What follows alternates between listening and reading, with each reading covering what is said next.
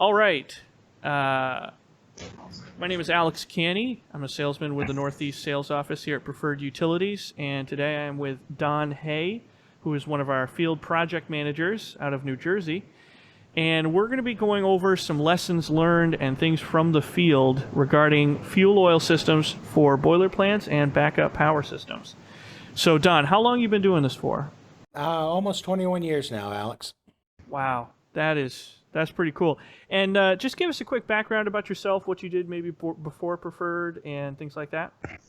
Well, I did a stint in the Navy, and after that, I got out and did 12 years as a boiler operator at a chemical refinery until I guess you call the hard times of the economy crashed it, and we ended up closing, and that's how I ended up finding about Preferred. I never knew about Preferred or any of their equipment before I got hired by them.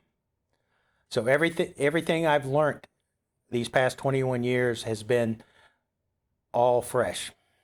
Nice, nice. So I think what we're going to do today is kind of walk through a typical project, and as we walk through that from kind of the beginning to the end as far as startup, commissioning, training, that sort of thing, we want to kind of bring out some of the lessons learned and things from the field that you can for us. And one of the first things, something that's a little bit newer, at least for me, is happens even before we step on site. Between the equipment shipping and the startup actually happening, we've noticed that as systems become more complex, things become more interconnected, a lot more integration with third-party systems and controls, communication, that it's very helpful to have some sort of documentation that helps the customer and the installer make sure that we're ready for startup service. And again, we're talking primarily about fuel oil systems here. I know you work on a lot of different systems, boiler systems, things like that. For fuel oil systems, we now do a pre-startup checklist for a lot of jobs. And that's just a document that allows the installer to go through and say, okay, do I fully have this ready for the Preferred Utilities field project manager to come and start checking it out? And what are some of the things that you see when you show up on site for the first time at a new project, some of the things that usually get missed? Well, as far as things getting missed, sometimes it would be the flow switch being installed in the wrong direction. That's a big problem. We use a motorized ball valve for diversion of fuel, like say from a day tank to a storage tank for our suction integrity system, and they don't read the manuals and just pipe it like they think it's supposed to be piped, and come to find out that they usually pipe it to the wrong port. So to start off just stepping on site, walking the system with the contractor is the best medicine to be able to confirm whether or not they are actually ready. Yeah, and I've noticed that as well. And it's not necessarily the fault of the installer. A lot of our equipment and a lot of fuel oil equipment in general is not necessarily intuitive if the pipe fitter or electrician or installer is used to doing other sort of hydraulic systems and things like that. You know, a lot of things that may be normally open on another system will be normally closed on ours. So it's not necessarily saying that, you know, they're not doing what they need to as far as a typical system, but fuel oil systems are kind of a strange animal, and we try to reflect that in a lot of our documentation, whether it's our submittals or O&Ms, make them very detailed so that that sort of thing can be provided for. And you mentioned something walking through the system, and this is something we've seen a lot more of on larger projects, where if we have a significantly sized fuel oil system, even before startup, it's helpful for the local sales rep or field project manager to walk through the system maybe after the equipment is shipped so that everyone's on the same page of where it gets installed. Because there can be times where, especially if you have a requirement for things like socket welded piping, it can be very difficult to go back and swap valves around and things like that.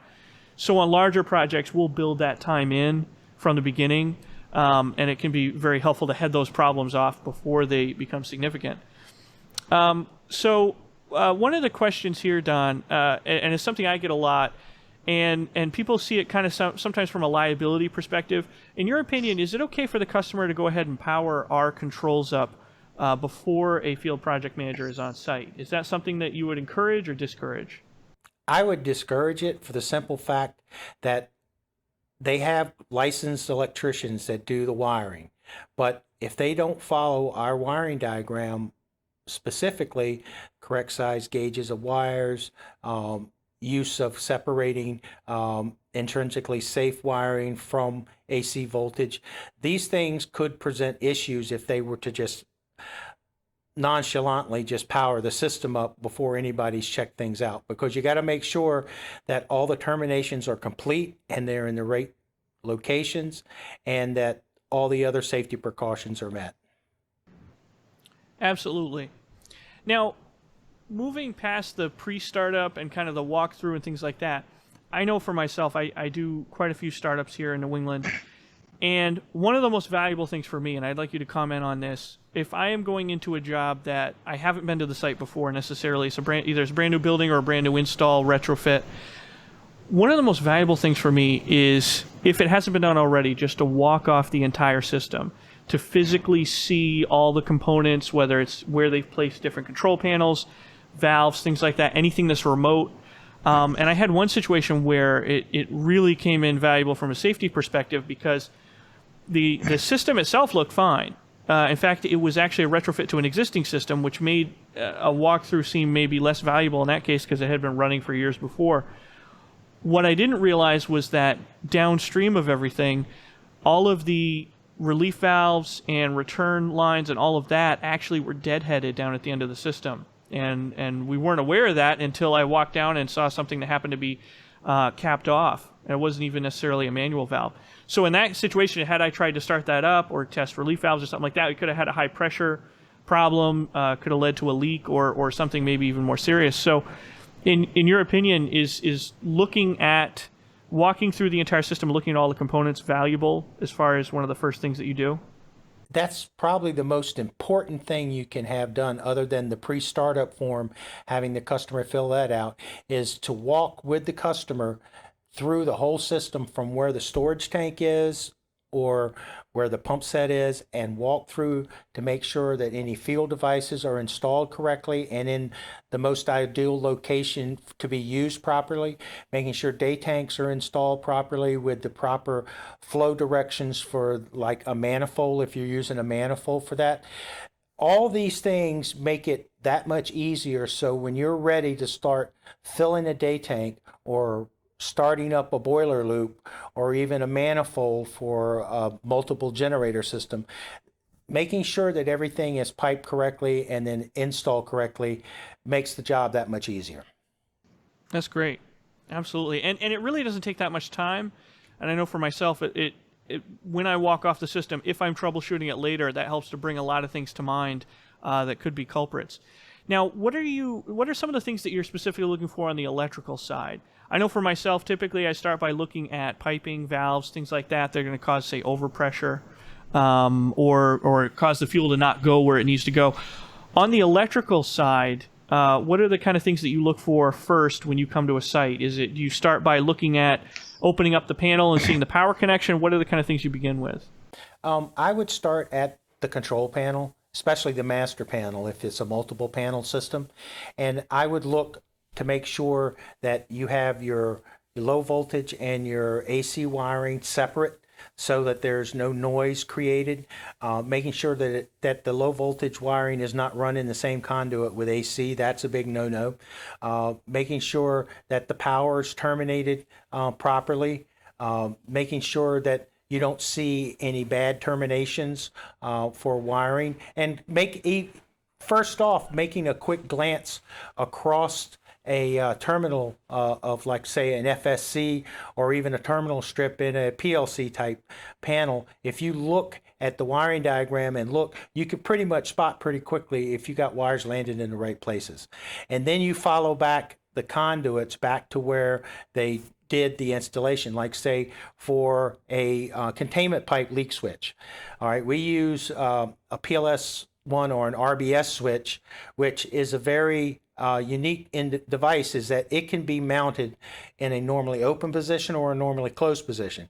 Our standard systems use normally closed, so you have to make sure that they installed it properly so that when it's wired up and it turns on, it's not reading incorrectly. It can be corrected in the field, but that's just one of the quick things I look at. I look at, like I said earlier, flow switches, making sure a flow switch is in the right direction so it works properly. Any motorized ball valves, making sure that they're installed correctly, that the wiring is complete. You've got level switches on the day tanks, making sure they're installed correctly. Wire floats or any type of other level sensing devices on a storage tank, making sure that that's installed correctly, making sure the wiring's complete, that the low voltage wiring for that is not running in AC conduit. Excellent. And one of the things you mentioned there, I'd like to spend just a minute on, because I think it's something that I've seen on jobs be a bit of a hang-up, and it's one of the things that I think is also more unique to fuel oil and to preferred utilities as far as our design philosophy. And that's what you mentioned about our RBS switch, normally open versus normally closed. A couple of things here. Number one, on most of our modern systems, we're going to be using normally closed on these switches, and for a lot of different field devices, if it's an on-off device, we're going to see it as normally closed.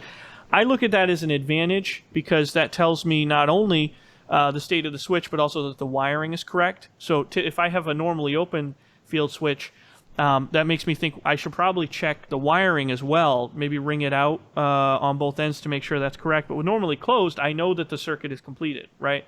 So that tells me that not only that if it's a leak switch that I'm not in leak alarm and my wiring is whole, but further than that, I've noticed that there can be a lot of confusion about the term normal. And we see that especially on day tank level switches. For instance, I had a project where we had to retrofit level switches into it was actually a sub-base tank or a belly tank on a generator enclosure.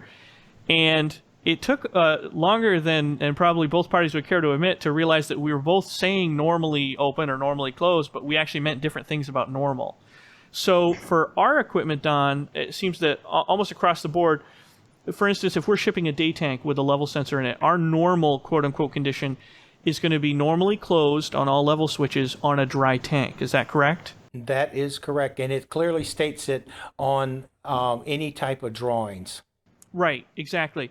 And so sometimes, and this is just something to be aware of, especially when reviewing submittals and things like this for engineers, that sometimes people interpret normal as a full tank. Or in the case of my experience, they'll interpret normal as the tank 75% full. So we have, if we are interpreting that as normally closed, they may see that as the lower two switches, low level and pump on, being floating and closed, and the upper switches, pump off and high level alarm, as being hanging, but still closed electrically. So it's something to look for, that even though we may be describing it in the same way, we may be interpreting the word normal differently depending on the equipment, depending on the design. So after we've looked at all the different electrical components, we've taken a look at the panel, we've made sure especially that our low voltage and high voltage runs are separated. And Don, what are some of the things you've seen in the field with not separating low and high voltage? I know for myself, I've seen cases where if we have a low voltage leak sensor, say, our model HDA2C, I've seen cases where if we're running that too close to a motor starter, that when the pumps come on, we'll get a blip and we'll see like a false leak alarm momentarily, things like that. And I know you probably see a lot more of these sort of things on the boiler's control side. But what are some of the things you've seen in the field, problems with not separating those voltages?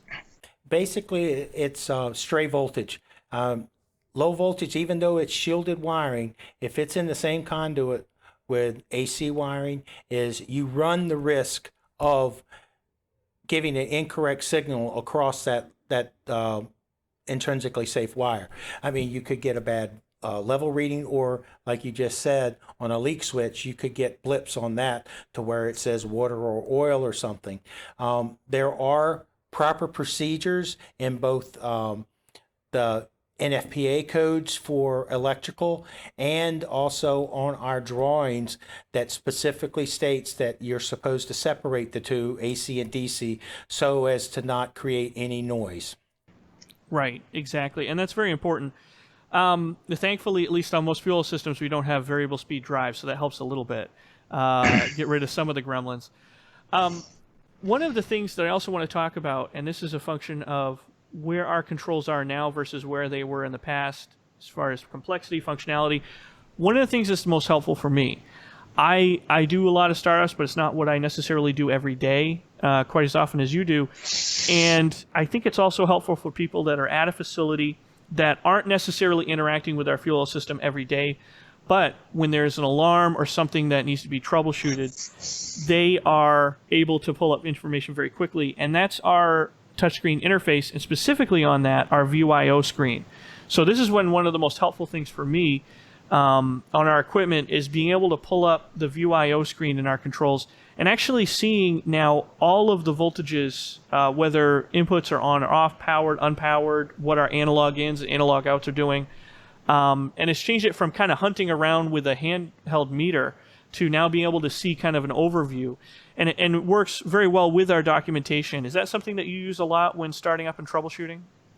I'm kind of old school about that. I like that. I like a wiring diagram with a meter, but I do, since we have now gotten more into touchscreens and operator interface panels, the IO screen is a very valuable tool to verify that, say, a flow switch is in a correct state, or that a leak switch is in a correct state, or the analog that, what are you reading voltage wise?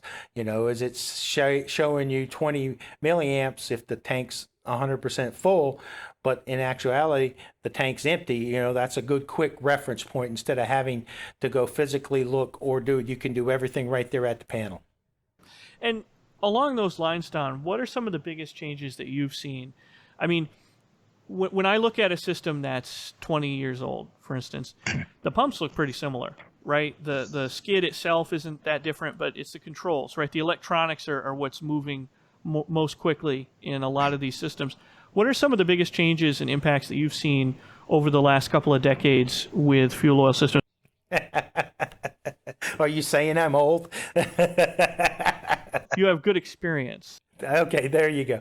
Well, I had the opportunity when I first got in, started working for Preferred, I had the opportunity to see a very wide gamut, or actually see the growing progression of programmable logic controllers. I've had the opportunity to see several panels that are relay logic only. That was like the first panels that were being used to automatically control fuel oil pumps. Move forward, they started out with this magical thing called a Roadrunner PLC, which was basically a circuit board with digital relays in it. Then we migrated from there to the first programmable logic controllers, which were modular. You had the Koyos from GE Fanuc. You had the Koyos, you had the GE Fanucs, and various other, Allen Bradley. Everybody's gotten into the programmable logic controlling thing. Preferred also got into the business of making their own controllers, where when I first started here, we were always using either GE or Koyo, and then we came up with the PWC, which was a major step forward in simplifying our control package, but make it very versatile, which to this day, it's still a very versatile piece of equipment. And then we went from there, we progressed to our FSC controller, which, the thing I like the best about that is you do just local wiring on the panel, and everything else is communications across the NodeNet communications field. So that's what I've seen over the past 20 years with Preferred. And I think one of the interesting things about Preferred is that we're not necessarily doing things with controls that other companies can't do. I think one of the things that we're doing is we're bringing a lot of experience to the table to do it right the first time, but also on the product development side, whether it's our PWC or now our FSC platform, we are building dedicated systems based on that experience that are designed tailor-made for these fuel oil applications. Whereas, we used to, and a lot of the market out there is filled with generic PLCs that are kind of adapted to the fuel oil market, right? So I know for myself, it's been a pleasure to use a lot of the newer products that are tailor-made for these applications, and the FSC is the one that we have right now. Is doing very well. So going back to kind of the startup sequence here, once we've taken a look at where the fuel is going as far as valving, piping, that sort of thing, we've taken a look at the electrical. Now you're starting to dig into maybe turning over pumps, doing some testing. where do you like to start as far as function testing the system, kind of getting into the meat of the startup? Well, when you're to the point where you can power up the panel, the way I like to start it is I look at the alarm screen and I go through, and if I have any alarms, address each one of those alarms either in the field or locally for the wiring to make sure that it is correct or incorrect, and make the corrections so that once you're ready to start, you have a totally clear alarm screen. And then you can start doing like verifying that your oil is reading correct level in the storage tank. Because if you don't have a correct level reading there, then you're going to get everything messed up when you start pushing fuel around. Then you start with whatever it might be, whether it be a boiler loop. Then you've got to institute or initiate a call for operation and verify. But before you can do that, you need to make sure the pumps are rotating correctly, verify the voltage coming in, that it matches the data plate on the motors, verify that the amperage is correct, that you're not overamping, that the overloads are set properly. These are initial steps that you need to take before you actually start pushing fuel out. Right, and that brings me to something that we're seeing a lot of here in the Boston area. And I don't know if this is somewhat unique to maybe generator systems, but a lot of times before we're even allowed to put fuel into the tank, so whether it's the main tank or the day tanks, we now have to have at minimum basically leak detection fully tested and maybe observed by the local authority. Do you see a lot of that? Because I know you travel around the country a lot, Don. Do you see a lot of that kind of that staged startup where we'll have to start up the main tank system in order to get approval to fill the main tank and then move on to the rest? Over the past 20 years, it's been sporadic on seeing things where the fire department or any type of local community is responsible to allow fuel to be stored in certain areas. They have to pass their certifications and all. Boston has just really started that, or it's been standard there. A lot of other places, not so much. Okay, so it's not necessarily something that you're seeing across the board. And that's one of the interesting things about this is that it is quite regional. And I'm sure you see that being on the road a bit, that even one state to the next or one city to the next can be very different as far as what their requirements are. And speaking of generator systems versus boiler plants, in your experience, has there been a trend? I mean, it seems to me here in the Northeast that we're doing a lot more generator systems now than we used to, whereas it used to be more of a mix of boiler plants and generators. Is that something that you're seeing as well? It's always been the past 20 years that I've been working here that it's been very heavy on the generator systems because that was the advent of the dot-com era when everybody was getting online, and then all the data centers. I mean, a lot of data breaches made it point that a lot of big corporations needed to have off-site storage, so they needed to have backup emergency generator services to keep the power running. So I see an awful lot of the generator systems that are more so than boiler systems. So Don, as you're working through the startup and getting towards the end, you're working through all the different alarms that are present. And I know for myself, it's rare that you start up a system that doesn't have, several alarms on it. What are sort of the things, once you've knocked out a lot of the alarms, what are the sort of things that you're looking for as wrap up, kind of the end of the startup, maybe moving into commissioning mode, that sort of thing? Verifying that I'm getting a call for operation for empty tanks if it happens to be a brand new system and they're waiting for fuel. So I should only see those indicators or alarms saying I have a low level tank and it's calling for fuel and the pump's faulted. That verifies that that part of the logic in the control system is working. And that's where I can then begin to isolate and take it one tank at a time. You never want to do all of them at the same time because you put an undue stress on the system unnecessarily when you want to verify that each one of the day tanks works properly in all their different functions. Well, and I mean, if you have 4 or 5 day tanks, it can be hard to know if everything doesn't go perfectly, which startup is the time you want to find that out. if multiple things are happening at once, it can be hard to really isolate those variables at that point. So yeah, it's a really good point. Trying to do it step by step so that if something does go wrong, you immediately know what the culprit is.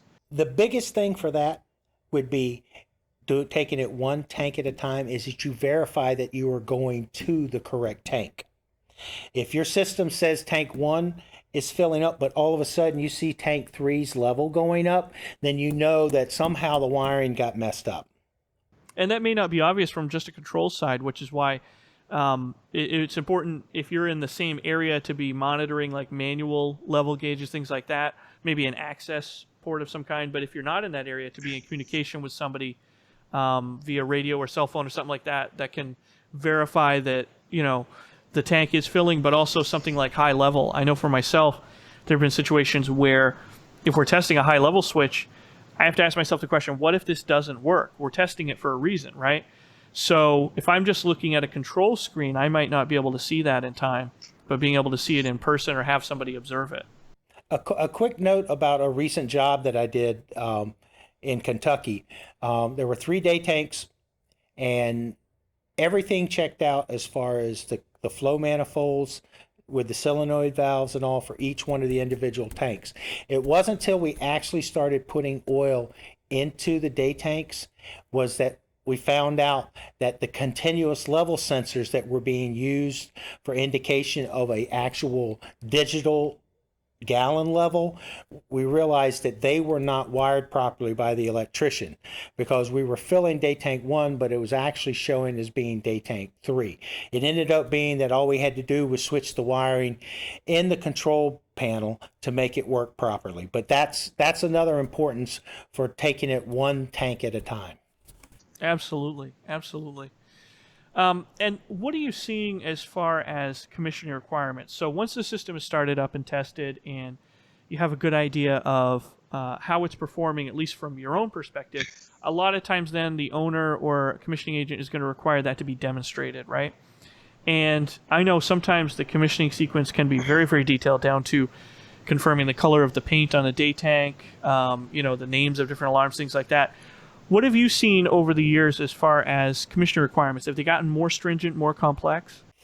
It varies from job to job. I mean, I've probably done 2/3 of my startups over these past 20 years where it has not required a commissioning agent or a third party to verify the system for the owner. I mean, basically, a commissioning agent is there just for the owner to prove that he's getting what he paid for.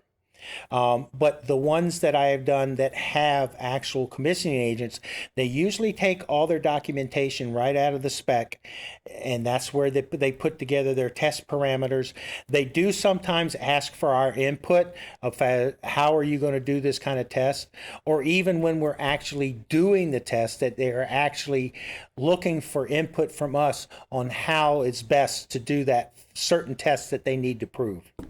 So the test obviously needs to happen, but it may be a test, maybe a case where we can help guide them as far as how to perform the test. Yes. Excellent. So after commissioning, usually what we're going to see is something along the lines of owner training. And for a small job, we may do startup commissioning, owner training all in one day. For larger projects, it may be scheduled out at a later date, once the building is turned over. I am seeing a lot more requirements for documentation ahead of time for owner training, putting together an outline or a syllabus, something like that. And then after the fact documentation. What are you seeing as far as let's take a larger, more complex job, not necessarily a single pump set startup, walk in, walk out, but for the larger projects, what are you seeing for owner training? Going back to my job that I did a couple of months ago in Kentucky, this was a medium system. It had 3 day tanks, it had a pump set, and it had a day tank control panel. So it was a 2 FSC node system. Once I finished the startup, owner training was requested and scheduled. The contractor that had us out there that did the installation provided a videoer to do a videotape of my actual training to the operators at the hospital. And I did a standard training class highlighting all the functions and all the important points in the system, and then also giving them detailed operation on how to navigate the screens, how to troubleshoot, being able to identify certain components inside a control panel, and understanding that this is a wire float, this is where you're getting your level from, this is a leak sensor, this is where leak sensors come from, and this is where you get to see where that leak sensor displays. The same thing with level on the day tanks. This is the screen you go to for that. If you have a problem with that, you can actually go in and see through the IO screen. You can actually go in and see the milliamps on what you're actually getting as far as a level, and you can pretty much verify that, hey, it's reading correctly or it's not reading correctly through that. That makes sense. And you mentioned something in passing there, Don, nodes. And I just want to real briefly, for people who may not be familiar with this, one of the advancements that we've been working on is peer-to-peer communication through different parts of the system. And it's something that I'm seeing in more and more specifications, whether it's listed as like an Allen Bradley system or something like this. But we developed our FSC controller in-house as a dedicated controller to be able to have this capability. And just a brief summary, Don, how have you seen that implemented in the field as far as communication between, say, the pump set, the day tank, things like that? What are the advantages that you've seen? The beautiful thing about the NodeNet communications and the FSC is that you're making it a modular system. You have a control package that's, say, the pump set. That's your master panel or your node 0. That's always the big boy, the one that handles all the stuff. Then you have individual nodes based upon, like, say, you have a day tank. You have 3 day tanks. You have 3 separate control boxes that each one has their own dedicated node number. So now the beauty of having these is all 4 of those nodes are connected by 2 shielded cables. That is NodeNet A and NodeNet B, which is the communications between the 4 different controllers. Old style pump sets with a standard PLC, every wire that came from the day tank went right back to that control panel, and you had all those wires running through the building, up, down, and around, and all that stuff. Now with the NodeNet communications, all the field devices on each one of the day tanks go to that specific node, and then you just have 2 little wires that go back to control panel, so it knows when to supply oil to it. So you cut down on the amount of AWG or stranded wire wiring tremendously. And from a user perspective, I know it's great for people like myself and you that are very well versed in fuel oil systems and our fuel oil systems. But some of the feedback I've been getting from people in the field is very good as well, because a lot of facilities engineers are spread a little more thin maybe than they used to be, and systems are getting more and more complex, so it's maybe not as much of an opportunity for every one of them to be an expert in every system that they manage. And so being able to go to any point in the system and see exactly what's happening is quite a step up over the old, I'm on a walkie-talkie and I got a guy with a flashlight looking into an access port on a day tank, hoping that the day tank is filling. Whereas now I can see, okay, what's my inlet manifold doing? What are my levels doing throughout the system? And be able to visualize that very quickly rather than looking at a relay panel where a bunch of lights are on, a bunch of lights are off. What does that mean? The alarm's blaring. That's excellent. Yeah, from an operational perspective, I think it's very valuable as well. That's great. So as far as training, what are some of the things that you really try to bring out on the operational and the emergency side with the owner that are key to remember? Because as I just said, when the alarm's going off, it's very hard to interpret all of the information that's being given, and as systems get more complex, we're being given more information. So how would you frame that to the owner? Let's say the bell's ringing, right? And they're in a situation where they need this to run. Walk them through, and I understand you're not going to be able to cover every situation, but kind of walk them through what are the things that we would look for. Well, primarily, if you get an alarm, 9 times out of 10, it's going to be transmitted to a BMS system. So they're going to get a visual of what that alarm is right away. But if they're not, and they're in the field, they go to the panel and they look at the alarm ribbon that's at the bottom of all our screens and see what the current alarm or alarms are going off. And then they can make their determination on what needs to be done from that. So important with training is to have them understand how to navigate the screen and know what they're looking at when they go to certain screens. Also, from a preferred standpoint, all of our pump set panels are designed in such that if that PLC fails, you still have manual control of those pumps. So you can get a level or a day tank filled by putting the pump in hand.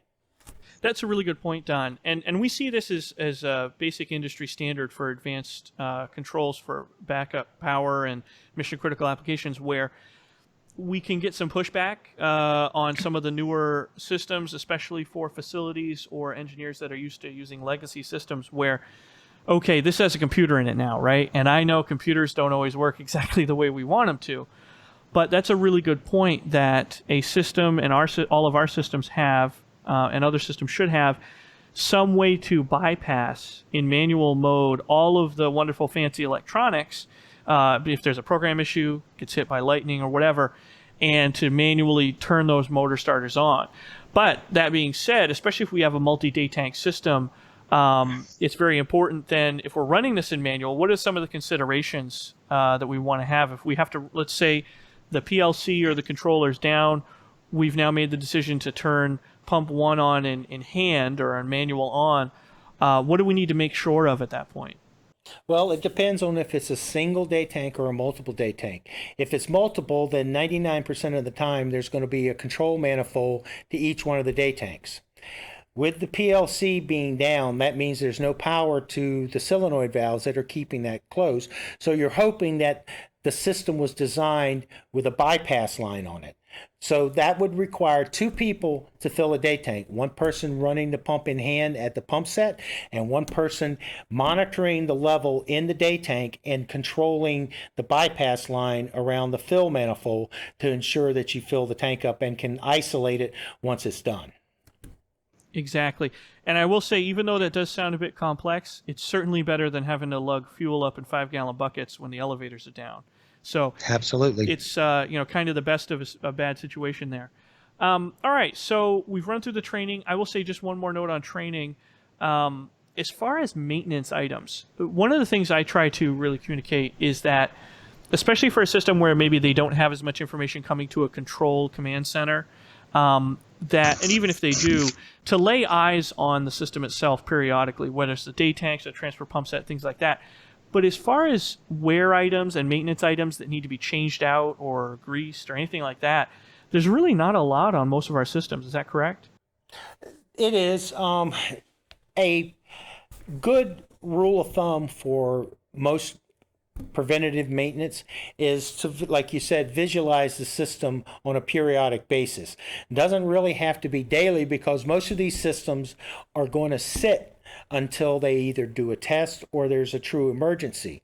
So on an annual basis or a semi-annual or a quarterly basis, the customer needs to take a look at specific things, making sure there's power to the panel and that everything seems to be reading correctly, taking a look at the strainers, whether the system has a simplex strainer or a duplex strainer. You need to open that up periodically to verify that there's no debris in there, because a lot of times if it's a new installation, you could have slag from construction or welding that could get clogged up, or you could have something that is trashing the system, maybe a bad delivery of oil. And that's what the whole purpose of those strainers are, is to keep that stuff out of this pure fuel that the generators need. They don't like dirty fuel whatsoever. Most of your pumps nowadays are sealed, so there's no need to do any greasing or anything of them.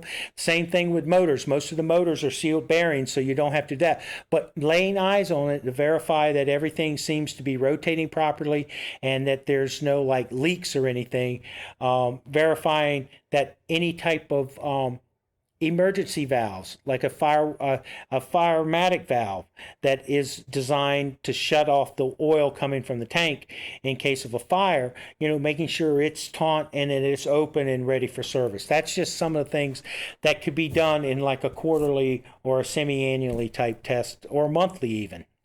Absolutely. Yeah, and that strainer is a big one because we have presentations on fuel oil quality and fuel quality, how it impacts system design and things like that, and which you can check out on our YouTube channel and on our website. And a lot of the time, the question comes down to how do we determine the quality of the fuel oil in my system? And I like to tell people that one of the best ways is to look in the strainer, because it tells you a couple of things. Number one, it's gonna be pulling things out of the fuel that you may not see on your own. And number two, it's telling you what's in the fuel that's being seen by the transfer pump set.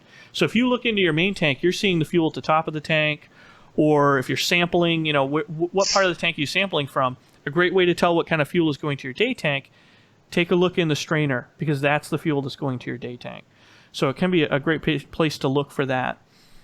So wrapping this up here, I know typically one of the last steps in this sort of process of starting up a new fuel oil system for mission critical application is going to be documentation. So can you walk me through some of the things that I know we have a checklist of things that we generally provide to a customer. What are some of the things that you see in the field that an owner or our customer are going to ask for as far as documentation after we're all done?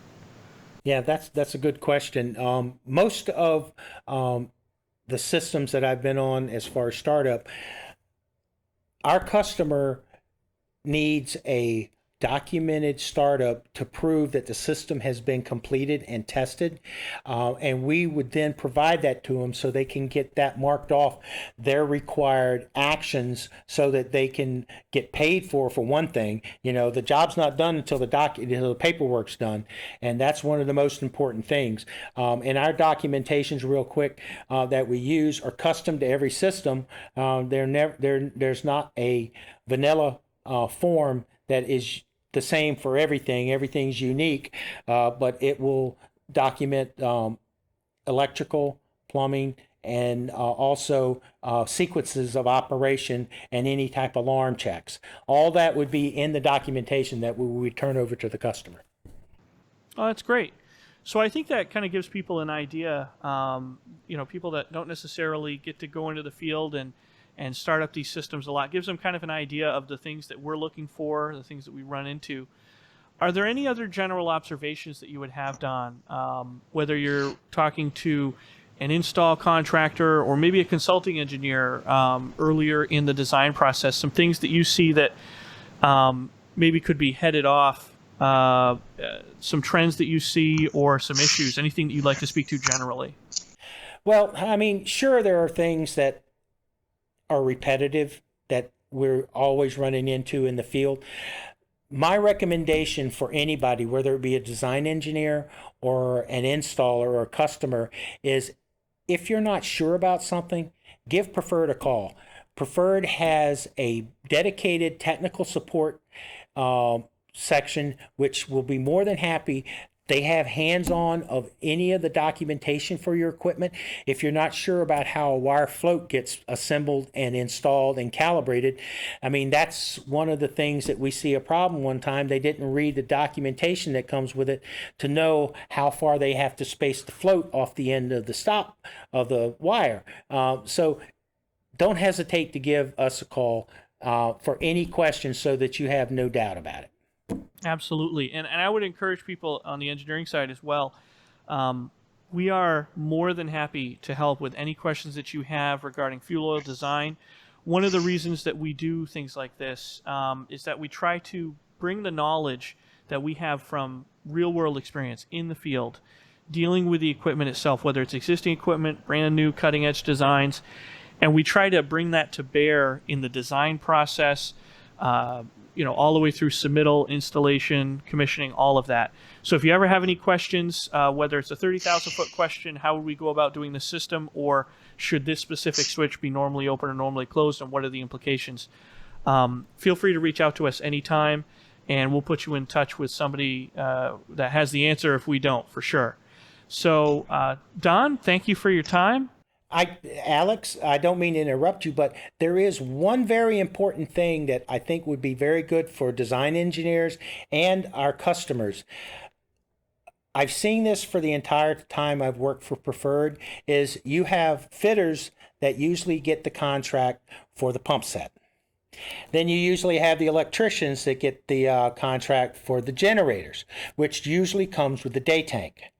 Unfortunately, the two of them don't talk together, so when we get on site, there is somebody else's controls on the day tank for level control that don't interface with our Preferred panel, so now everybody has to get together and figure it out. If they talked about this at the initial stage, then those questions and issues could be solved before anybody starts up a system. That's a really great point, Don. And I think it's so important because it's something we're seeing a lot more of.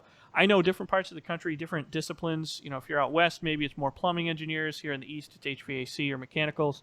But that transition of the electrical engineers now handling a lot of the things that happen at the generator, whether it's an enclosure that includes the day tank or a sub-base tank, it's usually in a dotted little box on the drawing provided by electrical. And now that scope is split up, having that communication between the two is so vitally important. Don, I had one job where it was as simple as coordinating the level switches in the sub-base tank. And you know, we can have a $100,000 fuel oil system. It's all running off the $50 level switch in the belly Yep. tank, right? The on and the off, that's what it's all about, right? And it stopped a major project at a critical facility for weeks because determining, can we retrofit different sensors onto here? Are they normally open? Are they normally closed? You know, how do they get integrated and that sort of thing? So, you know, it's really the nail in the horseshoe, you know, that causes the horseshoe to fall off, and then you lose the horseshoe, you lose the horse, you lose the horse, you lose the war, right? So sometimes these small details, and this is one of them, and it's getting that communication as early on in the design process as possible. One of the limitations, I know you've probably seen this as well, that relying just on maybe submittal material, like from the generator rep, can be problematic. Sometimes it's not easy to know exactly what's going on inside the tanks that are being provided. So drilling down and finding out the specifics on what is integrated with the controls, and maybe even making a provision for those control devices, such as level sensors and leak detection on the generator, sub-base tank or day tank, being provided by the same person that's doing the pump set controls can be very valuable as well, so that you know that they're going to talk to each other on day one. Yep, And that's a really good point, Don, and I'm glad you brought that up. Well, thank you very much for your time, Don, and we're going to be having some question and answers live here in a minute. Hopefully everyone can join us, and we'll speak with you soon. Thank you very much. Great. Thanks for your time.